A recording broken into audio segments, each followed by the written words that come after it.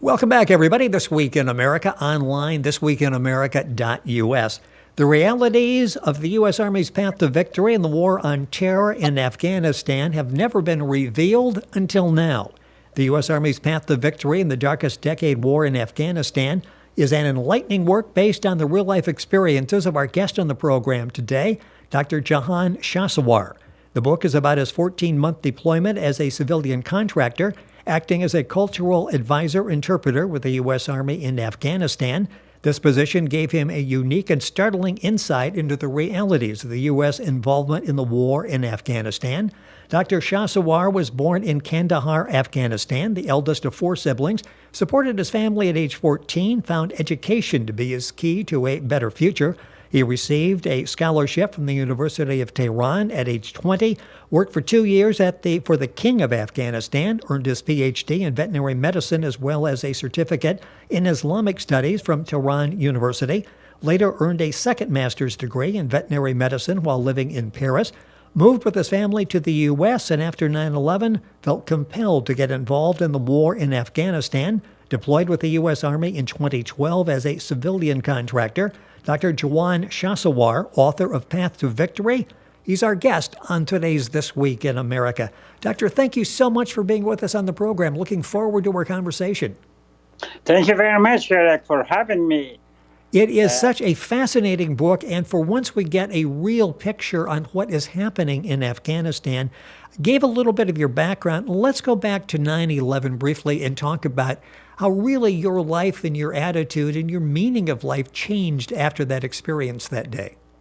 Yes, actually, I can start it from, you introduced me very well, more than I do, so you had all the information. But, the day when I arrived in JFK was June 2nd, 1987. So I was standing inside the airport and looking left and right, so part of me was very, very excited, and another part of me was very threatening, so because I left everything and I brought all my young family together with all the saving, and I had it without any immediate family in U.S. And here we go. So we landed in a land of opportunity. And thanks God, here after almost 30 years, so we have a fantastic life. And here, children has been grown up, finished education, and father of, I'm a father of grandchildren. And then, the September 11, when it happened, it changed the course of my life, the same way it changed everything in the U.S. It changed the course of my life in a very, very different way, So, because in that time I thought to myself, so I have to do something positive at least to bring this to nation, to do this two country to understand each other culture, and to do that those terrorists who brought such a devastation to this country. So all I did, deployed to Afghanistan, August 2012, deployed to Afghanistan, and I said I have to find out the truth, all the truth, nothing but the truth, the hidden truth, and the unspoken reality about the war. Because everybody all over the world, so because I have a big network, between the Afghan community all over the world. So everybody was talking about the U.S. Army failed their path of victory. They should come out from the Afghanistan. So what I did, I have to find out the truth. That's what I went to Afghanistan, because the September 11 impacted me in twofold, The country that I gave a second chance for living was under attack by the terrorists. And the country that I born and raised in that country for 20 years, I was in that country, was in the spotlight of, negativity, and dipped it again in the war. So that was one of the main reasons that I deployed to Afghanistan, to do something, at least, which I did it. Well, you had And a I went, unique perspective. This is 2012 and you deployed. You were literally shoulder to shoulder with U.S. troops. You had the opportunity to interview and you got to know very well U.S. troops as well as Afghan troops, the leadership of the military in Afghanistan, and you talked to Taliban as well. There's so much in the book. The book is an excellent read. It's a must read. The U.S. Army's Path to Victory in the Darkest Decade War in Afghanistan. Talk about that experience because you were literally, while you were there, able to get a variety of different perspectives on the war. yes, that's right. Eric, Rick, a lot of journalists, I have seen them, they came over there in the war zone, they're spending 1 or 2 days in the war zone collecting information from left and right, or some writer spends some short time over there. It's very, very hard to understand what's going on exactly in the war. That was one of the reasons I spent 14 months, as I said, and I worked shoulder to shoulder with the U.S. Army, with our heroes over there, men and women, and with the uniform, sleep in the freezing weather, and I'd sleep with them and eat with them, and at the 145 to 150 degree heat over there. So if you don't spend such a time with the U.S. Army, you will not find the truth about our army over there, about their work, about their success, And another thing, and most of the people in the war are confused about the success in Afghanistan because the war has twofold, basically, which is nobody talks about that. One is the U.S. Army success in the war. The second one is the U.S. Army success about the reconstruction of Afghanistan. You see, this is two different, very sensitive and very complicated things that the people are not, separated from each other, But the U.S. Army success, yes. Victory, yes. And I explain it in the book. There is a number of things that the U.S. Army has been succeeding in this war, which is nobody talks about that. Eventually, about the reconstruction of Afghanistan, also the U.S. Army succeed, but not as good as the war against terrorist war. The war in this war, the U.S. Army, I can tell you, saved lives. Saved the world life, the people in the war, saved the Americans' lives, in this war. Till I was over there, so I can explain if you want to, if you have time for it, I can explain it to you. So the war success, what is it? The war success? Yes, yeah. I was going to say, yes, let's do that. And you're listening to This Week in America. If you're joining us in the program, we're talking about the new book, an important one, The U.S. Army's Path to Victory in the Darkest Decade War in Afghanistan.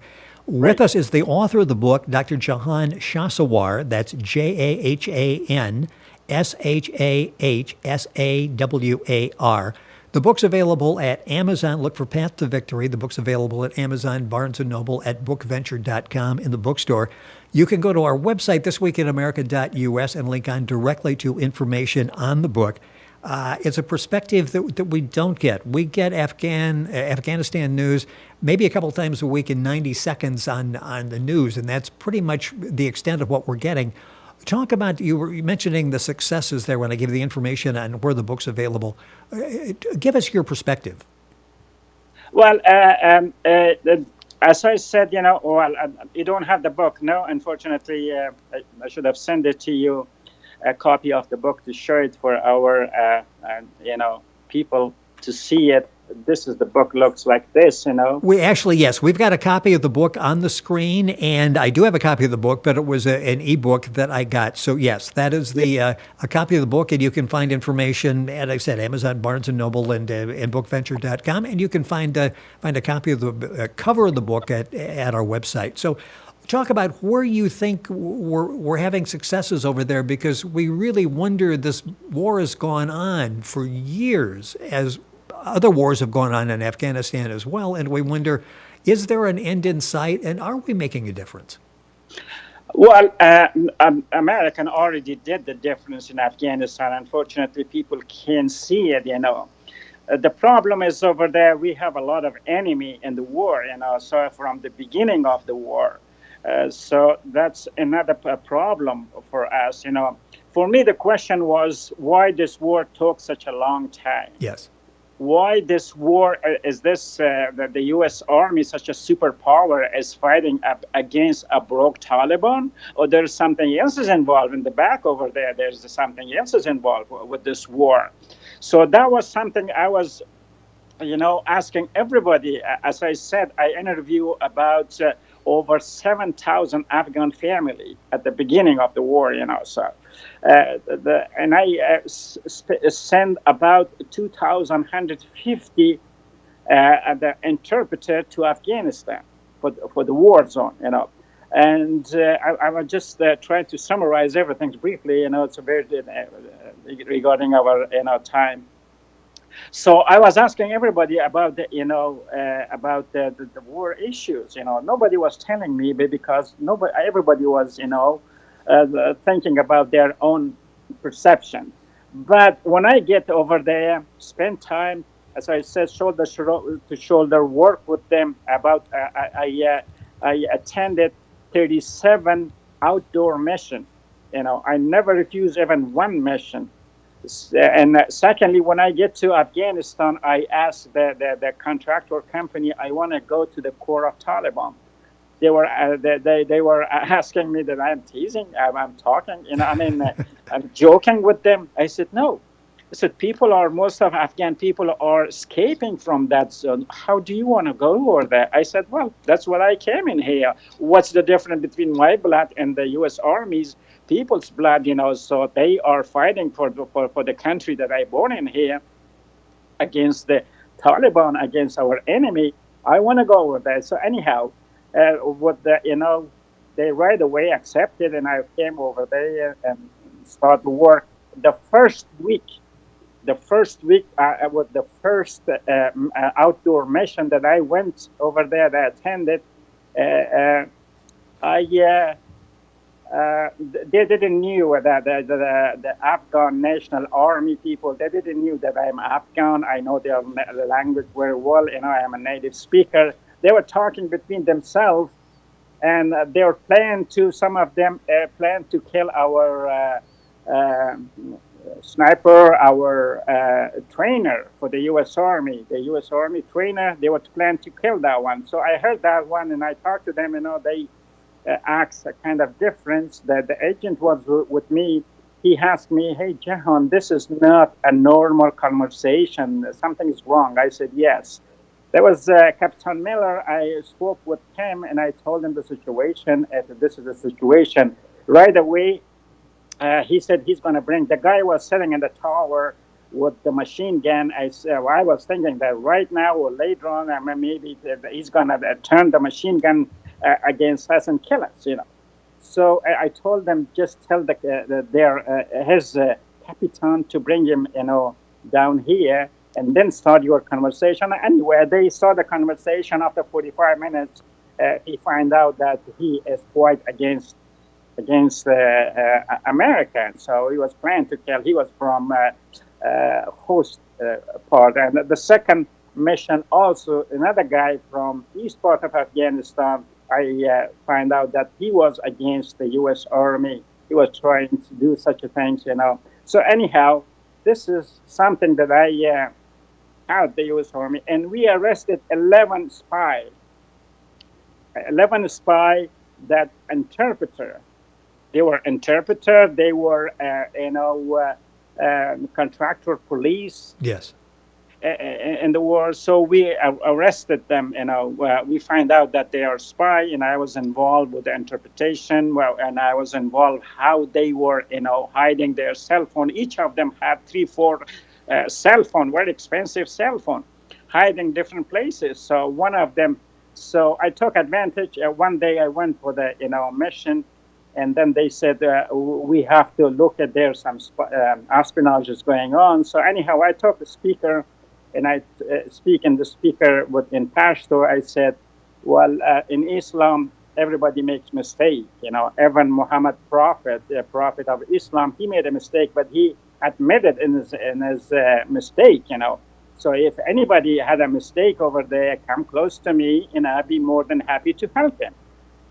So after 5 minutes, you will not believe it what happened. After 5 minutes, somebody came to me and said, "Hey, I made such and such mistake." So anyhow, he was a retired army in Pakistan, and spent 2 years for training by ISI, and he was a spy. Anyway, he was working over there for 3 years, and he had Afghan nationality, Afghanistan nationality, and he was working, as a contractor police.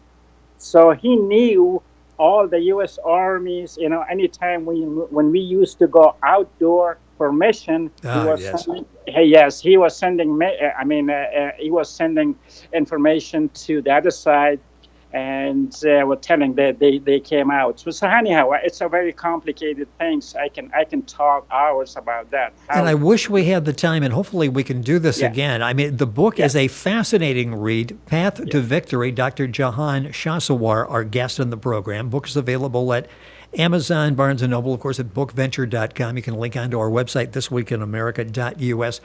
A few minutes left in the program. The book is filled with personal stories, as we just heard from the doctor. And you think, as you're listening, the lives that were probably saved because of your unique situation being put in as an interpreter with the U.S. You talk a lot in the book about the dishonesty of the Afghan government, and we hear about corruption. Unfair to limit you to several minutes, but talk about that and the role that has played in the war. What about the dishonesty of the Afghan government? Yeah, the corruption that we hear so much about. The corruption, yes, that was another war for the U.S. Army. Not only the terrorists was the problem, the corruption, the high-profile corruption, was another war for the U.S. Army. The U.S. Army was trying to build up, the bridges, the culverts, the roads and everything. But the U.S. government, sending people, and also the terrorists was coming from another side. When I interview a lot of terrorists in Afghanistan, I say, I would like to say it. There's 40 pictures in the book about the Taliban. The Taliban's picture, the Taliban's leader that I interviewed them. They said from distance they were looking at how Americans are working hard to build these things, and the next day or the next week they were coming to destroy that. They were even using children as a spy, sending over there. They knew that the American Constitution, that American will never kill the children, never kill the woman, never attack a civilian. All this propaganda about attacking civilian was baloney. Sorry to say that, so I'm going to tell you that was baloney. Nobody, was killing. For the U.S. Army, I never seen. I interviewed 11 country soldiers from 11 different countries. So the discipline that the U.S. Army had, none of them had it. They never went over the red light. The red line.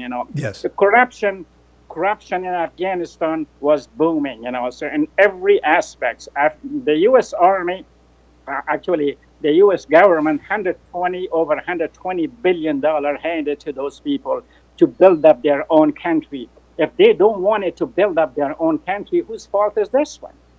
So corruption was booming. Still, corruption is running in Afghanistan. This is the legacy came from Pakistan, the legacy of corruption. Let me, tell you something about the U.S. Army's success. Victories, a few things in here, and that nobody talk about that. For the first time, I'm going to tell you that, Please, and we've got about 3 minutes left in the program, so Okay. let's talk about successes, something that we can feel good about. Yes, the success, first of all, at the beginning, when the U.S. Army started fighting against the terrorist group was starting with 5,000 gunmen fighting against the U.S. Army. Actually, after a few months, became 48,000 gunmen. But the U.S. Army downgraded, the terrorist numbers from 48,000 to below 1,000. in 2013, end of 2013, when we find out about that. The U.S. Army also trained their own soldiers, the American soldiers, in such a strategic, complicated mountainary country, that the British 3 times failed.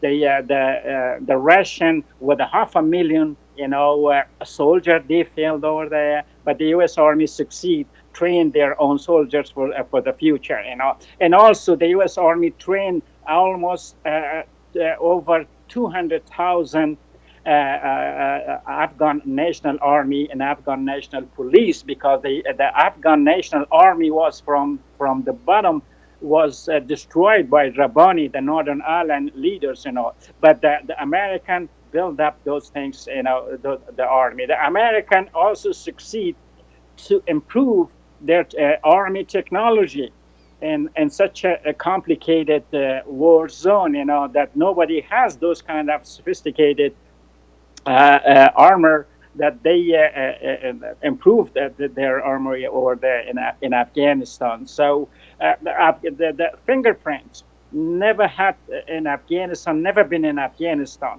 The U.S. Army start fingerprinting over there, that you can find terrorists from each corner over there. Unfortunately, the Afghan government will never cooperate because of the corruption, because they like corruption, as far as corruption is running, the Afghan government is, in power. So there's a lot of things that I can talk about that, Rick, so unfortunately time is, not allowing Yes, us, I would love, there's so many aspects of this. The book is written in 4 parts: The Invisible History, The Taliban, The Misery, and Path to Victory. We've only scratched the surface of what's in the book. You've described it as eyes were open to the hidden truths that were not known to people who were not in the trenches of the war daily, and you were there. And these are your thoughts, your observations. The book is called Path to Victory, the U.S. Army's Path to Victory in the Darkest Decade War in Afghanistan. The author, our guest on the program, Dr. Jahan Shahsawar. That's Jahan Shahsawar. The book is available all across the country at Amazon, Barnes & Noble, bookventure.com, and the bookstore there as well. It's an important book. We only touched the surface. So many aspects. The war has been going on for like 17 years in Afghanistan, and it's something we don't fully understand, and we're looking for signs. Do we have success? And you just pointed out some of the areas that we are having success in Afghanistan. Doctor, it's been a pleasure to have you with us on the program. We hopefully will be able to have you back. So much more to talk about. Thank you for being with us on the program today, and an excellent book, Path to Victory. Pleasure is mine. Thank you very much. You're welcome. Once again, Path to Victory, Dr. Jahan Shahsawar, our guest. Information, of course, available at our website, thisweekinamerica.us. We're back after these messages.